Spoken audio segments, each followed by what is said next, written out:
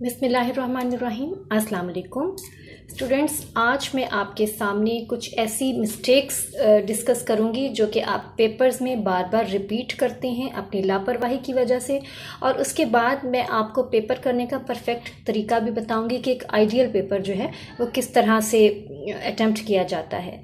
आप सबसे पहले देखिएगा, सबसे पहली गलती जो आप लोग कर देते हैं बबल शीट फिल करते हुए। अब इस बच्चे का पेपर जो है, जो आंसर क्वेश्चन पेपर में इसने सॉल्व किए वो सही जगह पे सॉल्व किए थे, लेकिन उनके बबल्स जो हैं वो यहाँ फिल करते हुए गलत जगह पे कर दिए, जिस वजह से आंसर शीट के नंबर जो थे वो ज़्यादा थे और इस बबल शीट के नंबर 11 थे 15 में से, जो कि कम थे नंबर।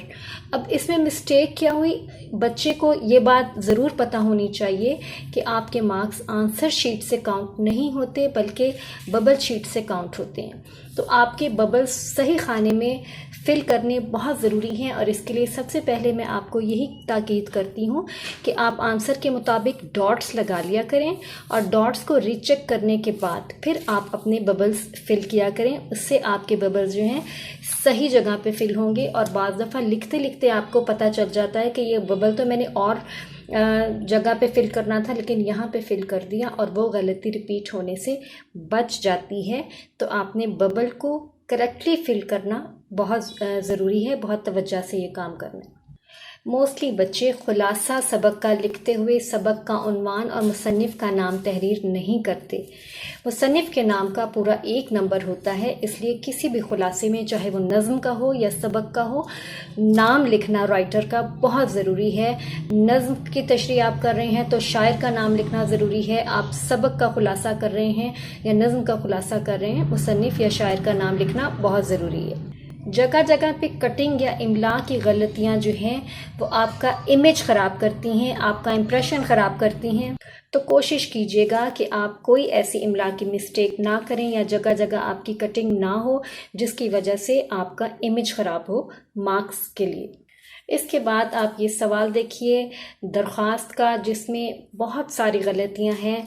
आप बखिदमत लिखना जो है उसी को, अगर आपके इमला की गलती से बहुत बुरा इंप्रेशन पड़ता है, अगर आप बिल्कुल स्टार्ट का लफ्ज़ ही गलत करते हैं तो एग्जामिनर पे बहुत बुरा इंप्रेशन पड़ता है, और ये कोई ऐसे लफ्ज़ नहीं है जो आपको जिनकी इमला ना आए। उसके अलावा आप ये भी ख्याल कीजिएगा कि इमला की कोई गलती ना हो। इसके अलावा ये भी ख्याल कीजिएगा कि कोई बच्चा अपने स्कूल का नाम मेंशन नहीं करता, और इसके अलावा यहाँ पे कॉमा आता है और यहाँ पे डॉट आता है।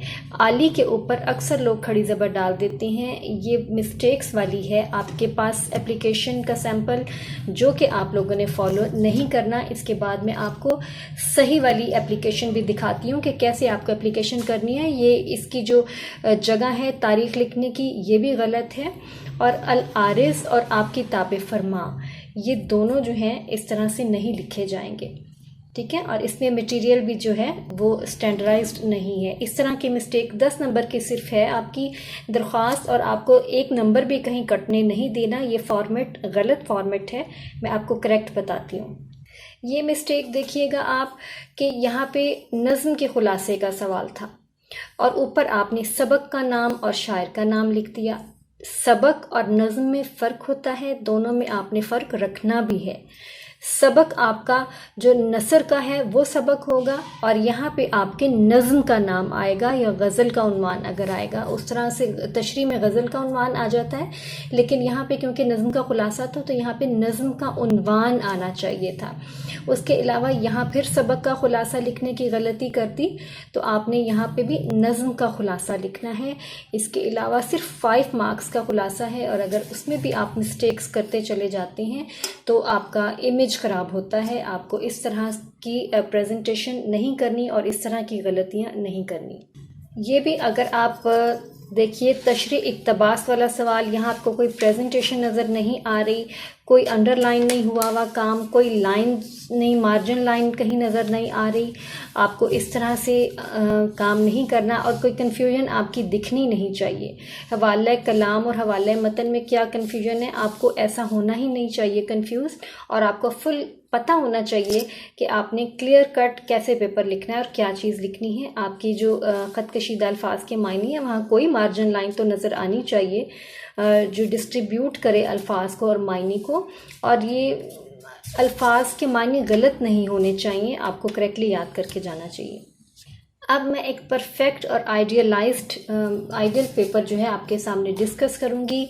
ये एमसीक्यूज़ का आंसर शीट का आपका पेपर है जिस पे आपको आंसर्स मार्क करने हैं, लेकिन ये बात याद रखिएगा कि इस शीट को अलग ही रिकॉर्ड में रखा जाता है और आपके यहाँ वाले आंसर जो हैं बबल शीट पर करेक्टली अटैम्प्ट होने ज़रूरी हैं। इन आंसर्स के according bubble sheet correctly fill होना ज़रूरी है। अगर आप वो बबल शीट में गलती करते हैं, यहाँ आपका आंसर ठीक भी होगा तो आपको नंबर नहीं मिलेंगे।